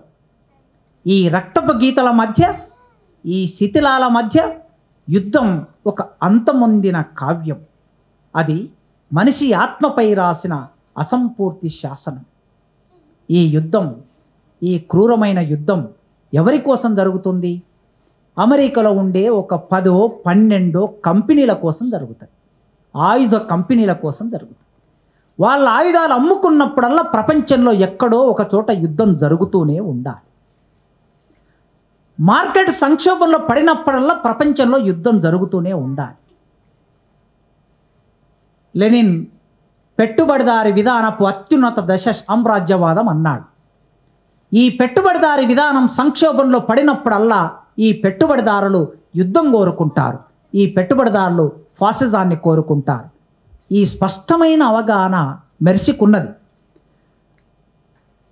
మట్టి తినే పిల్లలపై వారు రాజకీయ పథకాలు రచించారు. రక్తాన్ని ఒడపోసే బహుళజాతి కంపెనీలతో శాంతి ఒప్పందంపై సంతకం చేశారు. ఈ యుద్ధం ఎందుకు జరుగుతుంది అంటే బహుళజాతి కంపెనీల కోసం జరుగుతుంది అనే స్పష్టమైన అవగాహన. అది కేవలం ఇజ్రాయెల్ పాలస్తీనా సమస్య కాదు, అది కేవలం రష్యా ఉక్రెయిన్ సమస్య కాదు, అది కేవలం సైన్యం ఆదివాసుల సమస్య కాదు. అక్కడ మావోయిస్టు పార్టీ అంతం కావాలి, అక్కడ ఆదివాసులు లేకుండా చేయాలి, ఆ తర్వాత వాళ్ళ కాళ్ళ కింద ఉన్న వనరులని తరలించకపోయే బహుళజాతి కంపెనీలకి ఈ దేశాన్ని అప్పచెప్పాలి. అక్కడ ఆయిల్ను ఇంకో దేశానికి అప్పచెప్పాలి, లేదా ఆయిల్ మీద వ్యాపారం చేయాలి, సంపద మీద వ్యాపారం చేయాలి. ఈ దేశంలో అసలుకు ఈ ప్రపంచంలో దేశమే లేని మనుషులున్న చోట ఇలాంటి కవయిత్రి యుద్ధకాలపు శోక గీతాన్ని ఆలాపిస్తుంది. మనందరినీ ఆ గీతానికి కోరస్ పాడాలని కోరుకుంటుంది. తప్పనిసరిగా ఆ కోరస్ మనం ఏమాత్రం ఆమె వాక్యానికి కోరస్ ఇచ్చినా, మౌనంగానైనా సరే, చప్పుడు కాకుండానైనా సరే మన అసమ్మతిని ప్రకటించే ఒక సందర్భం ఇవాళ ఒక 100-150 మంది ఇక్కడ కూర్చున్నామంటే ఇదే మన ధిక్కారం. ఈ ధిక్కారంలో నన్ను భాగం చేసినందుకు మెర్సీకి థ్యాంక్స్ చెప్తూ ముగిస్తున్నాను. ఒక ధిక్కారం అని మనందరినీ ఆ ధిక్కారపు కోరసుగా మారమని కాసిమన్న చెప్పారు. ఇప్పుడు ఏకే ప్రభాకర్ అన్న. అధ్యక్ష, వేదిక మీద ఉన్నటువంటి పుస్తకాన్ని ఆవిష్కరించినటువంటి పెద్దలు సతీష్ చంద్ర గారు, యుద్ధకాలపు శోక గీతాన్ని ధిక్కార గీతంగా మలిచినటువంటి కాసిం మిత్రుడు కాసిం, మెర్సీ నాన్నగారు, మెర్సీ మిత్రులు. ఎక్కడున్నాం మనం? యుద్ధం మధ్యలో ఉన్నాం. యుద్ధం గురించి మాట్లాడగలమా? మాట్లాడలేం. పోనీ శాంతి గురించి మాట్లాడగలమా? మాట్లాడలేం. సాధారణంగా యుద్ధం నేరం అంటాం, కానీ ఇప్పుడు యుద్ధానికి వ్యతిరేకంగా మాట్లాడటం కూడా నేరమైంది. ఎక్కడో పాలస్తీనాలో జరిగినటువంటి యుద్ధం గురించి మీకెందుకు? మనిషి చనిపోతున్నాడు, మనుషులు చనిపోతున్నారు, పసిపిల్లలు చనిపోతున్నారు, తల్లులు చనిపోతున్నారు, వందలు, వేలు, లక్షల్లో. కానివ్వండి, మీకెందుకు? పాలస్తీనాలో జరిగేటువంటి యుద్ధం గురించి కావచ్చు, లోపల జరుగుతున్నటువంటి యుద్ధం గురించి కావచ్చు, యుద్ధం వద్దు అని చెప్పటమే నేరమైన సందర్భంలో యుద్ధం వద్దు అని చెప్పటానికి ముందుకు వచ్చినటువంటి యుద్ధకాలపు రచయిత్రి, కవయిత్రి మెర్సీకి ఈ పుస్తకం వస్తున్న సందర్భంగా అభినందనలు చెప్తున్నాను. ఈ పుస్తకం వేసినటువంటి ఎన్నెల పెట్టే శేషుకు కూడా అభినందనలు చెప్తున్నాను. ఏం చేశారు వీళ్ళందరూ? మనం ఇంతకుముందు విజయ్ ఒక దేశ చరిత్రలు చదివాడు. నాదిర్ షా, గోరీ, గజనీ, మహమ్మద్, ఇదేవో పేర్లు చెప్పి, మరి కొత్తగా వస్తున్న పేర్ల గురించి మాట్లాడాలి కదా. ఒక్కొక్కడు కాలానికి కట్టిరి కత్తుల వంతెన అన్నారు కదా. ఆ వంతులు కడుతున్నటువంటి వాళ్ళు ఇంకా మన మధ్య ఉన్నారు కదా, కడుతూనే ఉన్నారు కదా అన్నిత్యం. కత్తుల వంతెన, అస్థిమూల పంజరాలు, ఆర్తరావ మందిరాలు, ఏ లోకం తల్లి ఇది అన్నాడు తిలక్. ఇది భూలోకం. ఈ భూలోకంలో మనుషులు ఏం చేస్తున్నాం? సరిహద్దుల్ని సాగదీస్తున్నాము. అటు వాళ్ళు సాగదీసి, ఇటు వీళ్ళు సాగదీసి ఏ స్థితికి వెళ్ళాము? క్రీడాక్షేత్రాలను కూడా యుద్ధ క్షేత్రాలుగా మార్చినటువంటి వాళ్ళు మన పాలకులు ఈరోజు. క్రీడా మైదానాన్ని ఆపరేషన్ సింధూర్గానో మరొక దానిగానో అభివర్ణించినటువంటి పాలకులు యుద్ధం గురించి మాట్లాడితే మన మీద నేరం, శిక్షలు విధించరని నమ్మకం ఏంటి? అయినా ఆ ఛాలెంజ్ని తీసుకుంది ఆ అమ్మాయి. సాధారణంగా యుద్ధం స్త్రీ ప్రకృతికి విరుద్ధం అంటారు. నేను ఈ కవిత్వంలో ఏం చూడాలి అని చాలాసేపు ఆలోచించాను. ఒక స్త్రీగా ఇదే యాకూబ్ రాస్తే, లేకపోతే కాసిం రాస్తే, లేకపోతే చంద్రన్ రాస్తే, సీనియర్ రైటర్ సతీష్ చంద్ర గారు రాస్తే ఎలా రాసి ఉండేవారు? మెర్సీ ఎలా రాస్తుంది? ఇది చూడదలుచుకున్నా నేను. పువ్వుల గురించి, తుమ్మెదల గురించి, సీతాకోకల ఏదో చెప్తున్నారు కదా, అలా కాదా? ఇందులో ఏముంది కవిత్వం? ఈ కవిత్వానికి యాంకరింగ్ పాయింట్ ఏంటి అంటే, పిల్లలకి భవిష్యత్తుని ప్రామిస్ చేయండి అని అడుగుతుంది. ఒకటే మాట, అందమైన భవిష్యత్తునివ్వండి. ఈ అందమైన భవిష్యత్తుని ఎవరు నాశనం చేస్తున్నారు వాళ్ళని టార్గెట్ చేసింది మెర్సీ ఈ కవిత్వంలో. దానికి ఎన్నుకున్నటువంటి వాహిక విద్వేషానికి సమాధానంగా ప్రేమను కోరుకుంటుంది. అదే విద్వేషపు అంచున నిలబడి ప్రేమ గీతాన్ని ఆలపించమన్నారు కదా, కానీ ఆమె యుద్ధ క్షేత్రంలో నిలబడి శాంతి గీతాన్ని ఆలపిస్తుంది. ఈ శాంతి గీతాలు పాలకులకు నచ్చవు.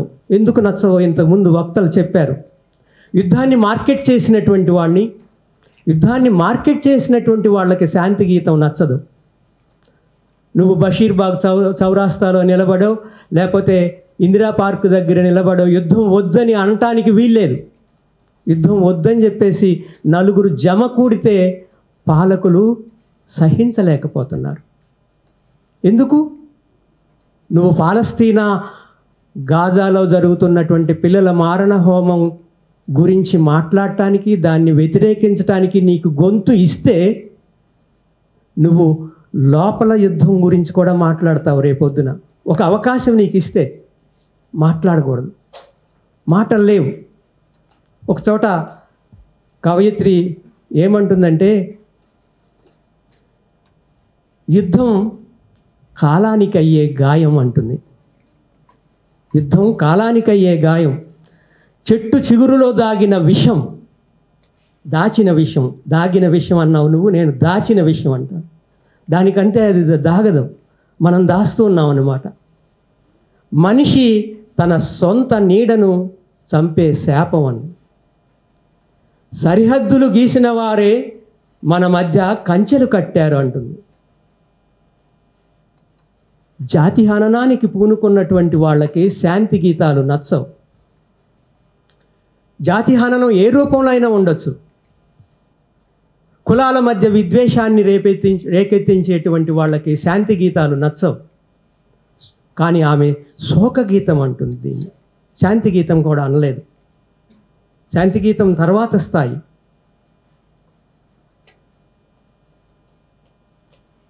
యుద్ధాల గురించి మాట్లాడేటప్పుడు ఇంతకుముందే కాసిం ఒక మాట చెప్పారు.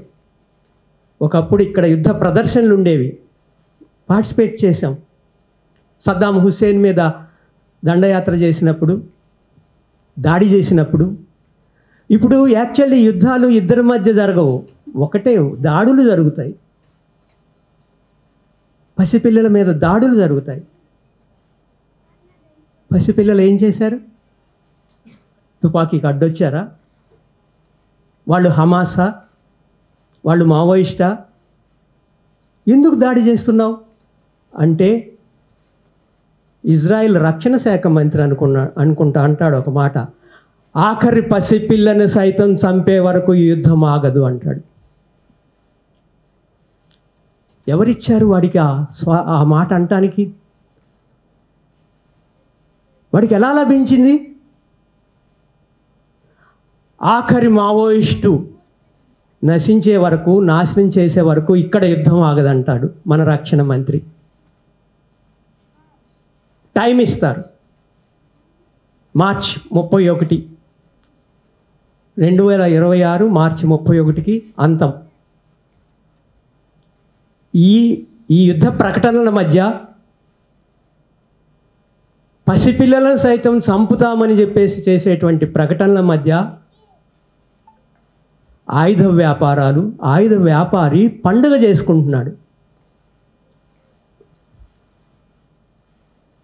ఆయుధ వ్యాపారికి ఆయుధం అమ్ముడు పోనప్పుడు యుద్ధం కావాలి వాడికి.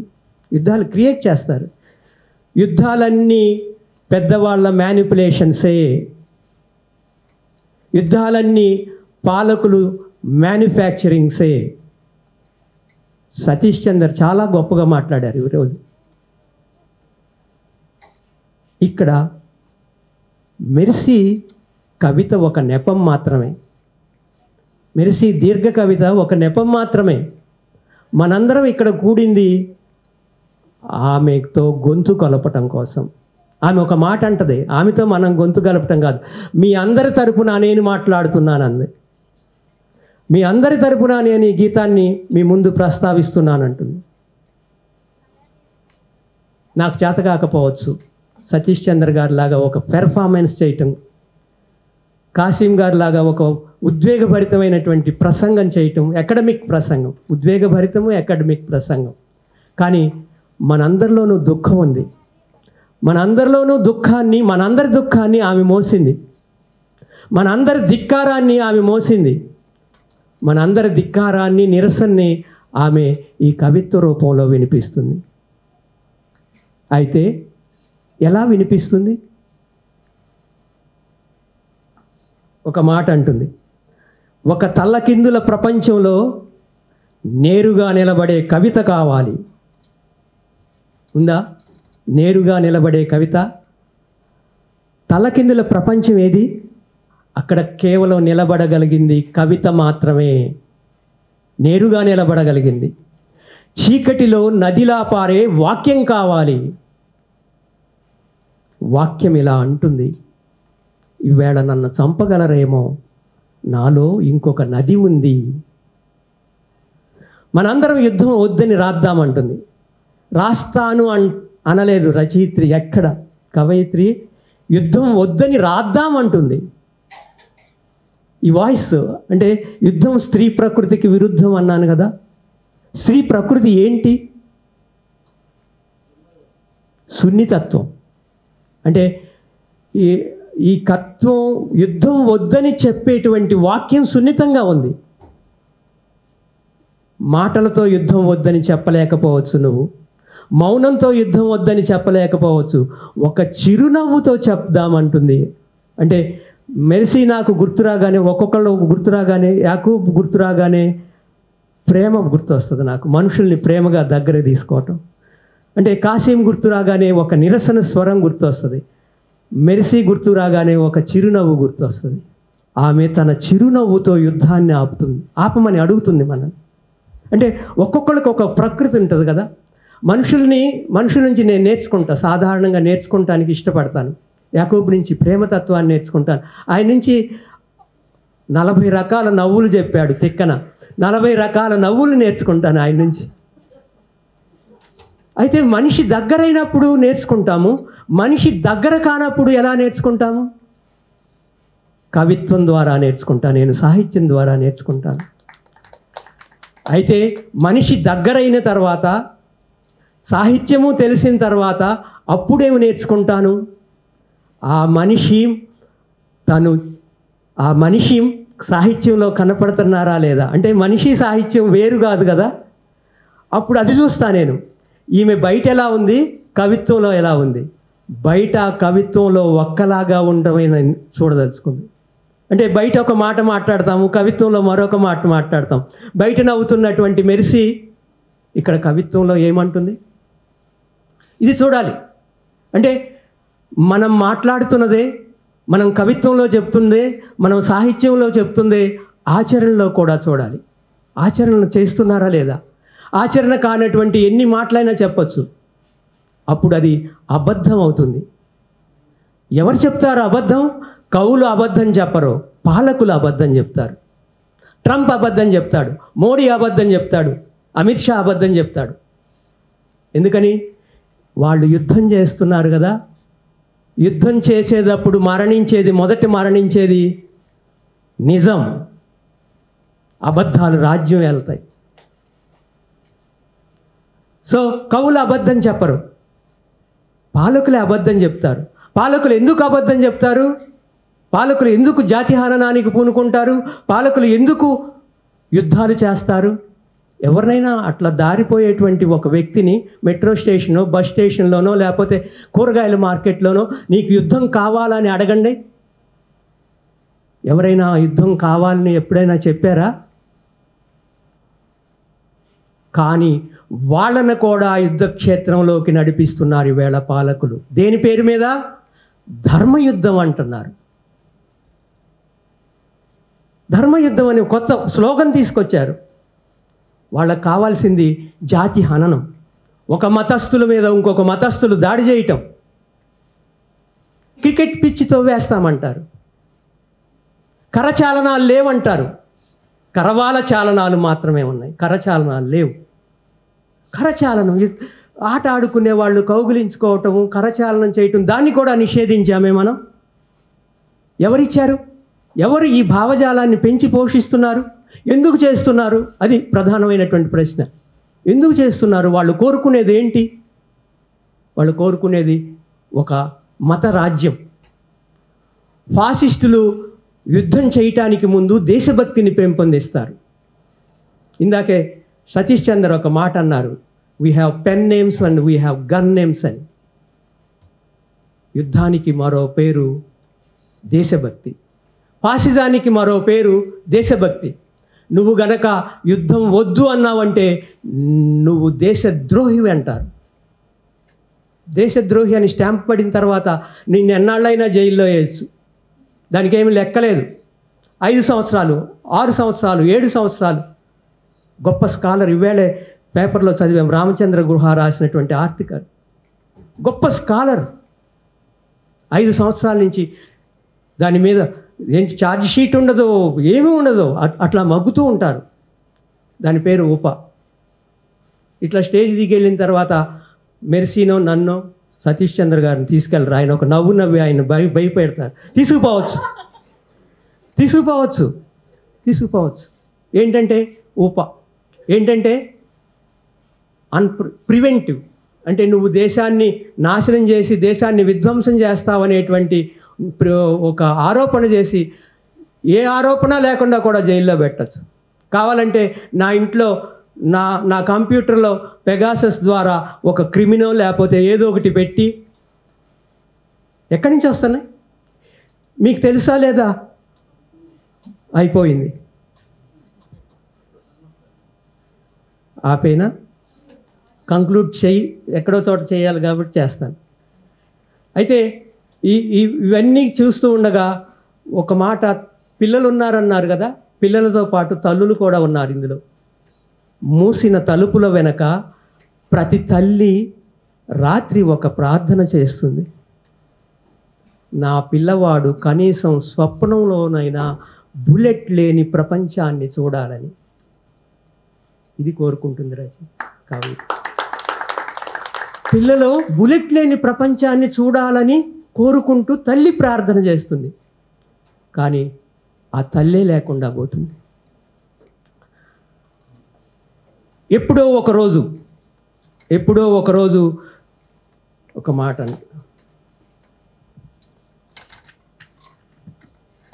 సున్నితంగా గురించి మాట్లాడాను కదా, రాద్దాం మనం, యుద్ధం వద్దని రాద్దాం మనం, నెమ్మదైన దుఃఖంతో రాద్దాం మనం యుద్ధం వద్దని.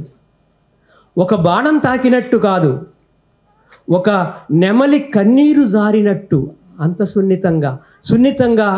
సున్నితంగా రాద్దాం యుద్ధం వద్దని, మా తోటలో పూలు ఎందుకు మొలకెత్తవు అని ఎవరైనా పసిబిడ్డ అడిగితే యుద్ధాన్ని ప్రేమించే ఏ పాలకుడు సమాధానం చెప్తాడు? రాద్దాం యుద్ధం వద్దని. ఒకరికి నష్టం వచ్చినప్పుడు ఇతరులంతా ఎందుకు నిశ్శబ్దంగా చూస్తారని ప్రశ్నగా గాక ప్రార్థనగా అడుగుతూ యుద్ధాన్ని వద్దని రాద్దాము. ఒక చిన్న పాదం మట్టి తాకినట్లు, ఒక ఊపిరి వాక్యమవుతున్నట్లు, ఒక ప్రేమ ద్వేషపు రంగు చెరిపేలా యుద్ధం వద్దని. ఈసారి ఒక రాలిన పువ్వుతో శవాల మీద పడని మంచుతో, ఈసారి ఒక రాలిన పువ్వుతో శవాల మీద పడని మంచుతో ఓ చిన్న నెత్తురు చుక్కను ప్రేమగా తుడిచే చేతుల మాటతో రాయాలి యుద్ధం వద్దని. చాలా ఉన్నాయి, ఇట్లా చెప్పుకుంటే కవితలు చాలా ఉన్నాయి. ఏమంటుంది ఇంకా?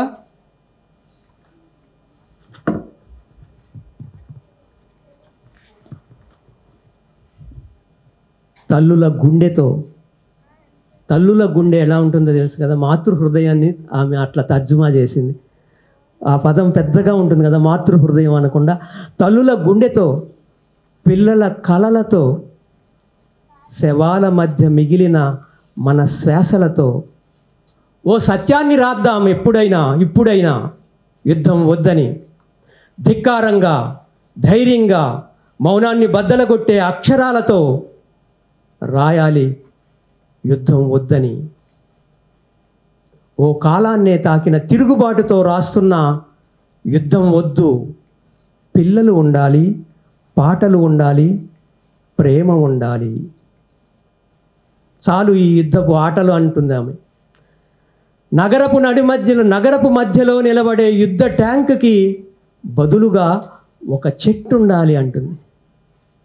యుద్ధ ట్యాంకులు ప్రదర్శనలు కాదు. ట్యాంక్ మడ్డ మీద పిరంగులు ఏవో ఉంటాయి కదా, దాని బదులు ఒక చెట్టు నాటుదాం. ఇందాక ఒకళ్ళిద్దరు మాట్లాడుతూ AK-47 బుల్లెట్లు, నాకు సిగ్గనిపించింది. అపరాధ భావంతో ఫీల్ అయ్యా నిజంగానే. ఆమె పూల గురించి మాట్లాడుతుంటే మీరు తోటాల గురించి మాట్లాడతారేంటి? కాదు కదా.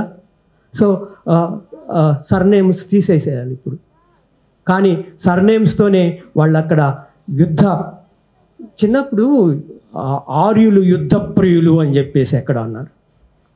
అబ్బా గర్వంగా చదువుకున్నా నేను కూడా ఆర్యుడేనేమో, నేను కూడా యుద్ధ ప్రియుడేనేమో. ఈరోజు తెలుస్తుంది యుద్ధ ప్రియత్వం అనేటువంటిది ఎంత గలీజు వ్యవహారం అని. వీళ్ళకి నిలబడి ఎవరు చెప్తారు, ఒరే తప్పురా మీరు చేస్తుంది, పసిపిల్లల్ని చంపటం తప్పు, స్త్రీలను చంపటం తప్పు. సతీష్ చంద్ర ఒక మాట అన్నారు, ఏంటంటే వృద్ధులకి గతాన్ని చెరిపేస్తుంది, పిల్లలకి భవిష్యత్తుని చెరిపేస్తుంది, యువకులకు వర్తమానాన్ని చెరిపేస్తుంది యుద్ధం అన్నారు. ఇంతమంది మనందరం ఒక్కసారి చెయ్యెత్తి యుద్ధాన్ని వ్యతిరేకిద్దామనేటువంటి నినాదం, డౌన్ విత్ ద ఫాసిజం అనగలరా మీరు? ప్లీజ్. యుద్ధాలను తెచ్చిపెట్టేటువంటి ఫాసిజాలని, యుద్ధాలని కోరుకునేటువంటి పాలకుల్ని మనం నిరసించగలిగినప్పుడు మనం నిజంగా ఈ యుద్ధ శోక గీతాన్ని ధిక్కార గీతంగా మార్చగలమని చెప్తూ సెలవు. పదాన్ని పాత డిక్షనరీలో మాత్రమే చూడాలి. శాంతి అనే పదాన్ని పిల్లల తొలిమాటగా వినాలి అనే ఆకాంక్ష ఈ కవితా సంపుటిది. ఆ రాసిన మెర్సీ మార్గరెట్ది. ఇప్పుడు మెర్సీ మార్గరెట్ ఈ శోక గీతం యుద్ధకాలంలో రాసింది. తనని మాట్లాడవలసిందిగా ఆహ్వానం. సందర్భం ఇది. నేను ఎవరిని సంపాదించుకున్నాను అని అంటే మిమ్మల్ని అందరినీ సంపాదించుకున్నాను. నాతో పాటు నిలబడే మీ అందరినీ సంపాదించుకున్నాను. నా మీద ట్రోలింగ్ జరిగినప్పుడు కానీ, నేను ఒంటరిగా ఫీల్ అయినప్పుడు కానీ మీ అందరు కూడా నాతో పాటు ఉన్నారు. నాకు మానసిక స్థైర్యంగా ఇచ్చారు, స్థైర్యంగా నిలబడ్డారు. ఏం మాట్లాడాలో అర్థం కావట్లేదు నాకు. ఎందుకంటే యుద్ధం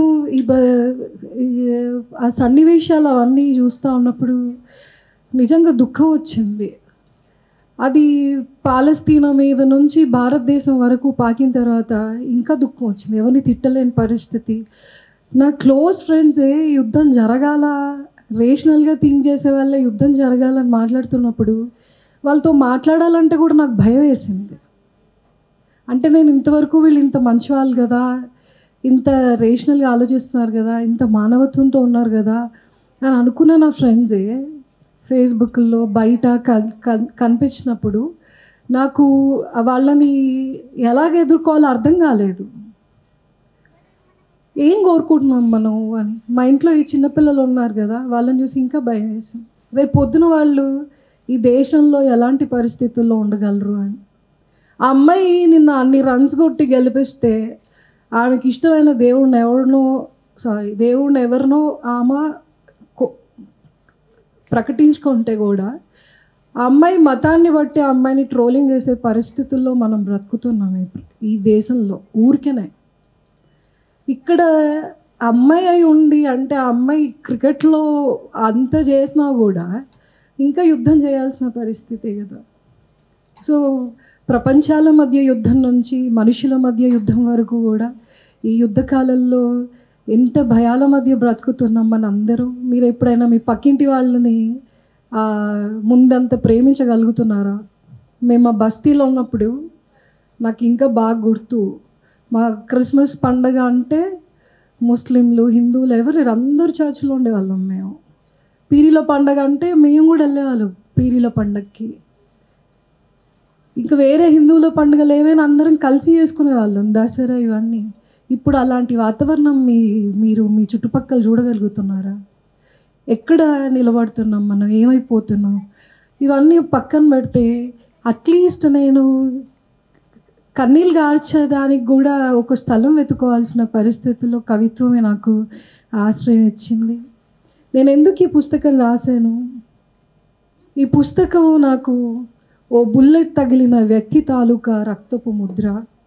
అన్నీ కోల్పోయిన ఒక పిల్ల చూపులోంచి బయటపడిన శ్వాస. ఒక తల్లి తన వారి కోసం కాపలా కాసే నిద్రలేని రాత్రి. ఈ మాట ఒక ప్రకటన కాదు, ఓ ప్రశ్న. మనిషి అనే పదానికి ఇప్పటికీ అర్థం మిగిలి ఉందా? ఇది ఎప్పుడు నన్ను వెంటాడుతూనే ఉంటా. అసలు మానవత్వానికి మనిషి అనేదానికి ఒక అర్థం ఉందా? నేను ఎందుకు ఇది రాశాను? ఎందుకంటే ఈ కవితలు హృదయ లోతుల్లో కన్నీటి జాడల్లో పుట్టే. పత్రికల్లో కాదు, పాఠ్యపుస్తకాలలో కాదు, ఈ అక్షరాల్లో రక్తం అంటిన ప్రేమలు ఉన్నాయి, శవాల ఊసులు ఉన్నాయి, శబ్దాలని తట్టుకోలేని మౌనాలు ఉన్నాయి.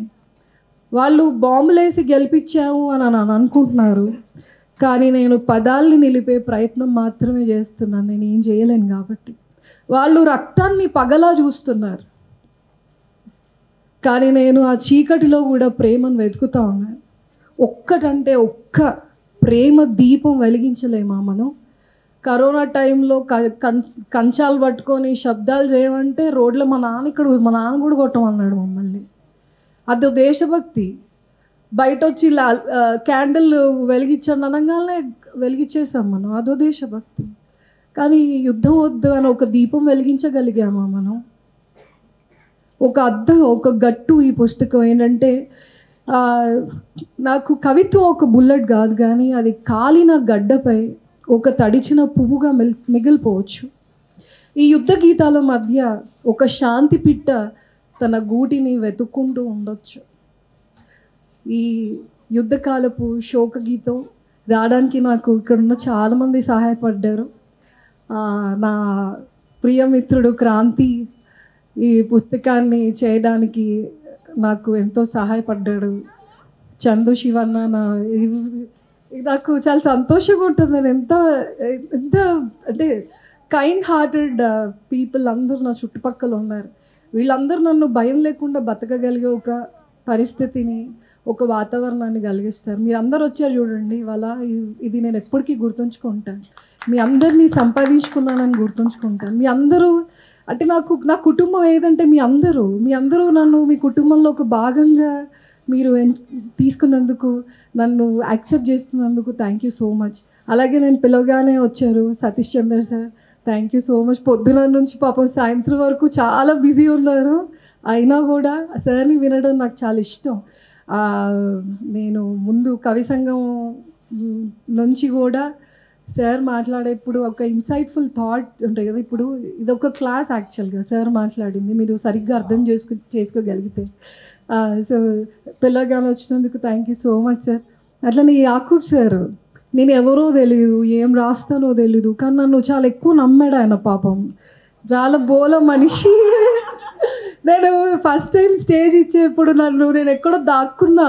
ఎప్పుడు 2012లో ఏవో చిన్నగా రాసుకుంటున్నాను నేను. స్టేజ్ మీదకి ఎవరైనా పిలుస్తారా చెప్పండి అందున. కానీ మా ఇద్దరిని, ఆయనేమో సాయిబ్ అని, నన్నేమో కిరస్తాని అని తిడతారు.